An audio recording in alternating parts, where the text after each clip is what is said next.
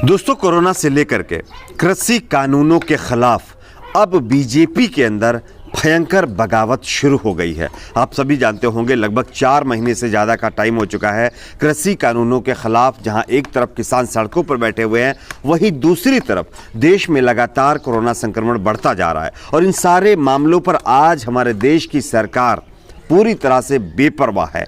5 राज्यों में होने वाले चुनाव में व्यस्त है, लेकिन इन सारे मामलों पर अब खुद बीजेपी के अंदर बगावत शुरू हो गई है। बीजेपी के एक दिग्गज नेता ने खुद अपनी सरकार के ऊपर सवाल खड़े करते हुए बगावत शुरू की है। हम आपको बताएंगे कौन से वो नेता। वही दूसरी बड़ी खबर दोस्तों, कोरोना की वजह से एक बीजेपी के दिग्गज नेता हमारे बीच नहीं रहे हैं और इसमें सरकार की लापरवाही हुई है।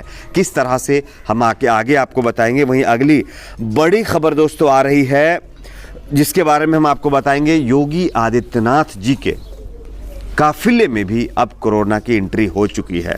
किस तरह से, इसकी भी एक तस्वीर दिखाएंगे। उससे पहले एक छोटी सी रिक्वेस्ट आपसे करेंगे दोस्तों, अगर आपको भी लगता है कि जिस तरह से आज हमारे किसान भाई सड़कों पर बैठे हुए हैं, सरकार को चाहिए कि किसानों की मांगे पूरी करे। अगर आप मेरी इस बात से समर्थन करते हैं और सहमत हैं तो वीडियो को लाइक करके चैनल को सब्सक्राइब जरूर कर लीजिए। सबसे पहले आप इस खबर को देखिए।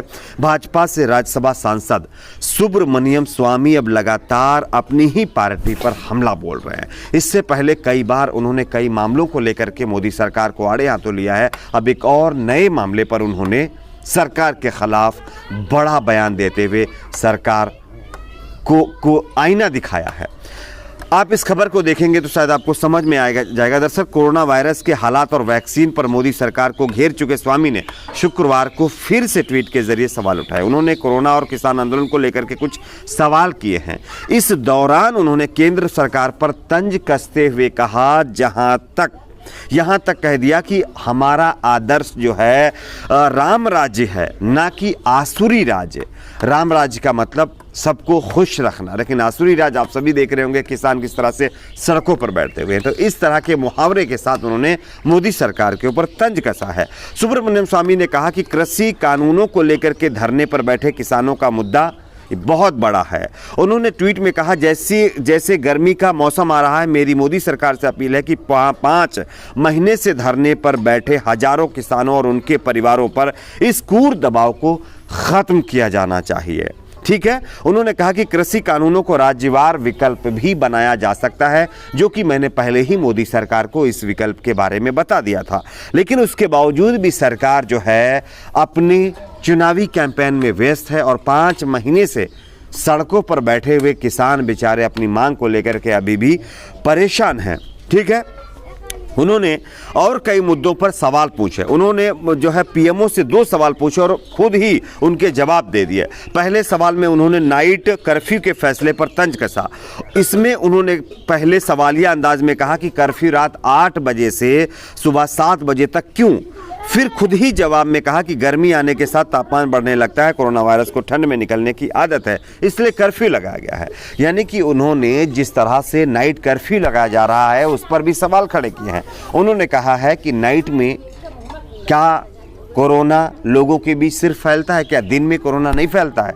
जिस तरह से नाइट कर्फ्यू लगाए जा रहे हैं, तो ये कहीं ना कहीं एक गलत फैसला है, गलत नीति है। सरकार को चाहिए कि इस पर जल्द से जल्द संज्ञान ले और इस पर काम करे। और साथ ही साथ उन्होंने बगावती तेवर दिखाते हुए मोदी सरकार को कृषि कानूनों के समर्थन में आकर के मोदी सरकार के खिलाफ उन्होंने ये बड़ा बयान दे डाला है। बात करते हैं अगली बड़ी खबर की। अगली बड़ी खबर बीजेपी के एक दिग्गज नेता और मंडल प्रभारी जिसकी कैजुअल्टी हो गई है और इस वजह से कि उसको ऑक्सीजन नहीं मिल पाई। दरअसल ये पूरा मामला बीजेपी शासित राज्य का है। आप इस खबर को देखिए।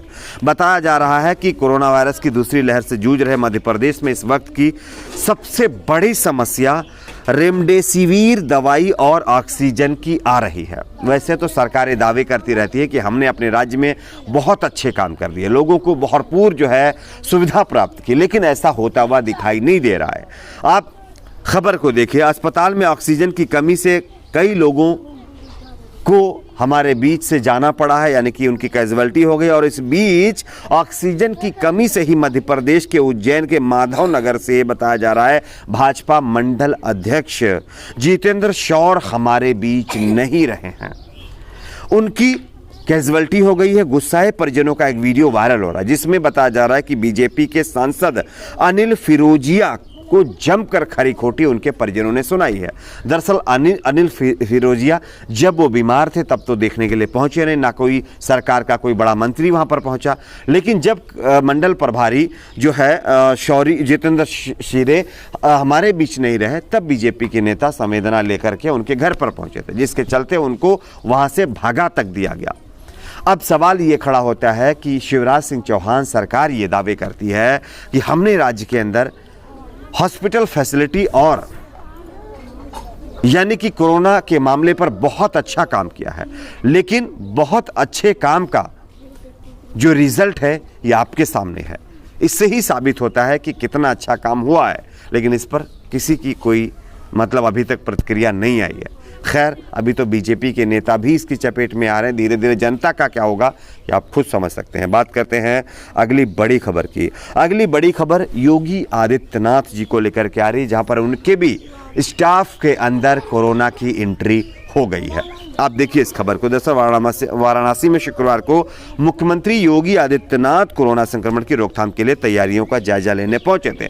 सीएम योगी के पहुंचने से पहले सतर्कता बरतने के लिए बताया जा रहा है कि वहां पर पुलिसकर्मियों और फ्लीट के चालकों का एंटीजेन किट से टेस्ट किया जा रहा था, जिसमें कई अधिकारी और कई फ्लीट का चालक जो है कोरोना पॉजिटिव पाए गए हैं और इस कार्यक्रम में योगी आदित्यनाथ हिस्सा लेने के लिए जा रहे थे। अब आप सोचिए, इन्होंने न जाने कितनी रैलियां की, न जाने कितने रोड शोज किए, क्या किसी भी तरह का इसी तरह से कोरोना टेस्ट लोगों का किया गया?